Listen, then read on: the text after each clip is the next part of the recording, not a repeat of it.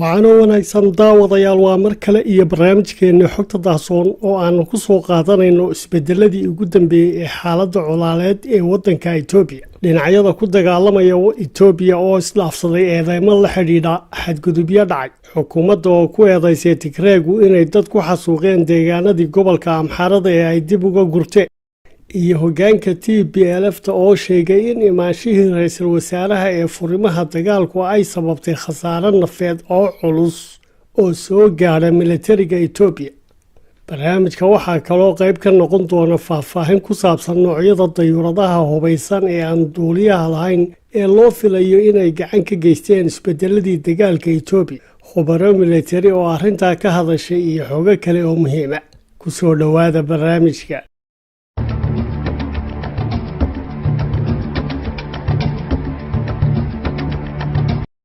diyaaradaha aan duuliyaha lahayn ee qiimahoodu jaban yahay iyo kuwa wax ku oolka leh ayaa si isa soo taraysa u noqonaya hub go'aamin kara iska horimaadada casriga. dagaalka muddada 13 bilooda ka socda Itoobiya ayaa dhowaan mar kale isbedel weyn ku yimi kadib markii ciidamada dowladda federaalku ay horumaro la taaban karo ka sameeyeen weerarkoodii rogaal celiska ahaa ee ay ku qaadeen fariisimadii dagaalyahanada Tigray ee gobolada Canfarta iyo Amxaarada, taasoo meesha ka saartay guulihii cajiibka ahaa ee ay ciidamada Tigreegu dhowaan ka gaareen duulaankoodii ay u soo humayeen dhanka koonfureed. warbaahinta dowladda Itoobiya waxay sheegtay in toddobaadkan ay ciidamada wadajirka ay dib u qabsadeen magaalooyin istaraatiiji ah sida Diise iyo Kombaasha, waana guulihii ugu dambeeyay ee isxiga ee dagaalka tan iyo markii ra'iisul wasaare Abiy Ahmed uu tagay jiidda hore kuna booriyay Itoobiyaanka inay ku biiraan dagaalka. xilli haddaba dagaalku yahay mid sii socda oo aan lagu kala adkaanin, dowladda Itoobiya oo leh awood dagaal oo dhanka cirka oo kooban waxay u muuqataa inay garwaaqsatay in cududda militari ee dhanka cirka iyo ururinta xogaha sirdoonku ay wakhtiga ku habboon wax ka bedeli karaan isku dhacyada, gaar ahaan kuwa lagu dagaalamayo dhul ballaadhan oo buuraley ah sida waqooyiga Itoobiya oo kale. dadka ka faalooda arrimaha amnigu waxa ay tilmaameen warar lagu kalsoonaan karo oo sheegaya in xukuumadda Abiy Ahmed ay xilliyadii u dambeeyay dagaalka u isticmaashay diyaaradaha aan duuliyaha lahayn ee qiimahooduna jaban yahay tayadooduna wanaagsan tahay.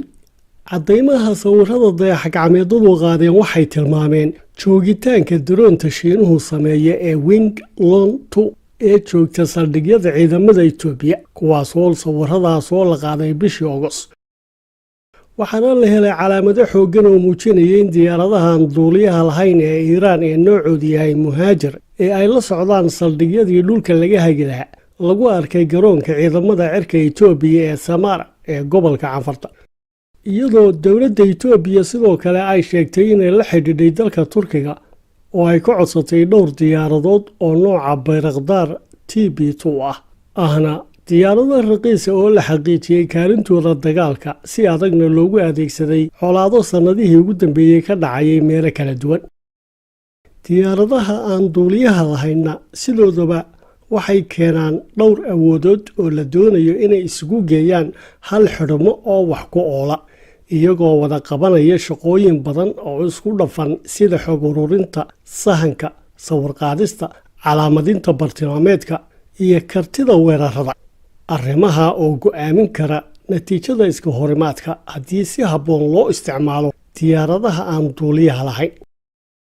waddanka haatan ugu khibradda badan oo adeegsiga diyaaradaha aan duuliyaha lahayn ee iska horimaadada caadiga ah waa dalka Turkiga. diyaaradda Bayraktar TB2 waxay ka soo muuqatay iska horimaadadii ugu dambeeyay. qiimaha hooseeya ee TB2 iyo isku haleyntoodu waxay u ogolaanaysaa in hal mar la wada iibsado raaxan ka mid ah, waana diyaaradda dayactirkeedu diyaarka ku yahay goobta dagaalka, waana diyaaradda xeeladaheeda la yaab kale ay ka mid tahay in aanay cadowgeedu si sahlan u arki karaynin,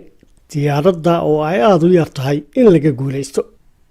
la taliyayaasha Turkiga iyo ciidamada tababarka waxay keeneen aqoon badan oo ku saabsan sida loogu guulaysto isticmaalka diyaaradaha noocan ah. qiimaha agabkii militari ee hay-adda difaaca iyo hawada sare ee turkigu u dhoofisay Itoobiya ayaa kor u kacay 3 bilood ee ugu horreeyay 2021 qiimahan oo gaadhay ilaa 51 milyan. isticmaalka diyaaradda TB2 ee 3 colaadeed ee ugu dambeeyay ee Liibiya, waqooyiga Suuriya iyo Nagorno-Karabakh waxay soo bandhigtay awoodda diyaaraddan,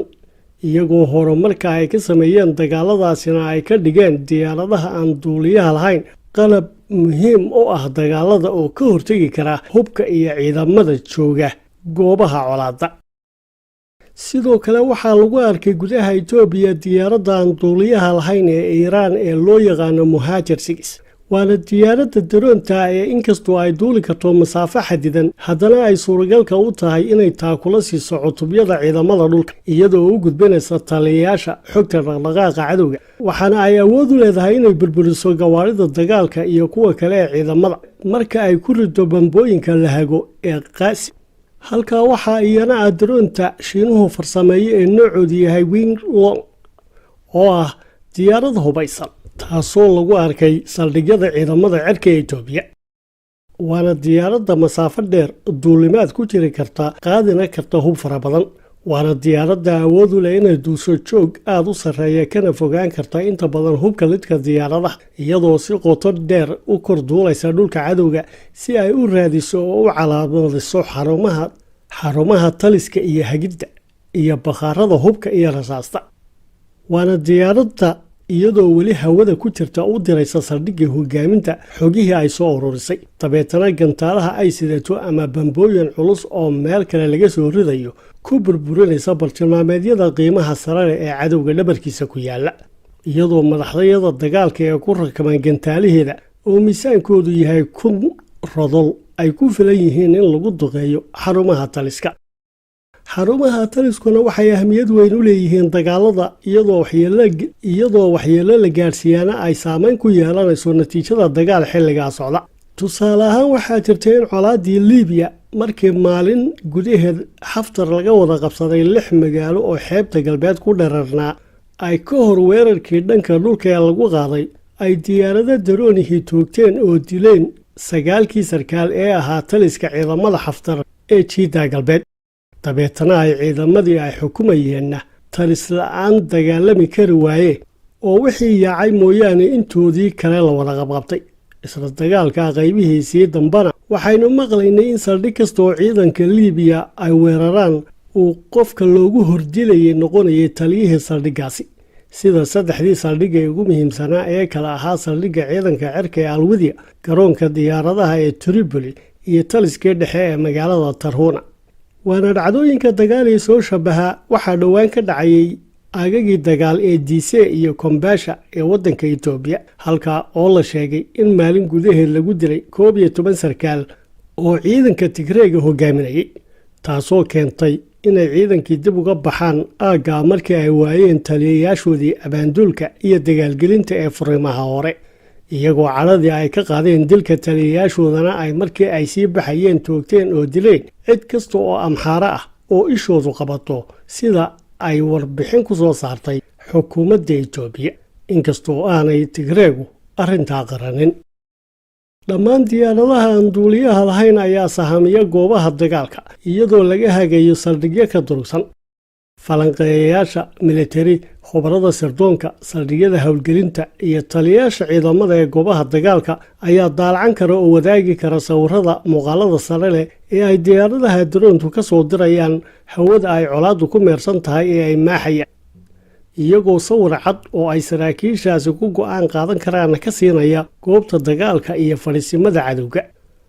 dhowaan markii ay soo baxday eedaynta xukuumadda Itoobiya ee ku saabsanayd in Tigreegu dad badan ku laayeen dhulka Amxaarada, ayaa dhankooda hogaamiyaasha Tigreeg waxay soo saareen warbixin u muuqatay inay dadka meydkooda la arkay ku tilmaamayso ciidamadii federaalka ee dagaalka lagu laayay. falaagada Tigreegu waxay sheegeen in joogitaanka ra'iisul wasaaraha ee furimaha dagaalku ay kordhisay khasaaraha ciidamada federaalka. war qoraal oo uu soo saaray afhayeenka kooxda TPLF Getachew Reda waxa uu ku sheegay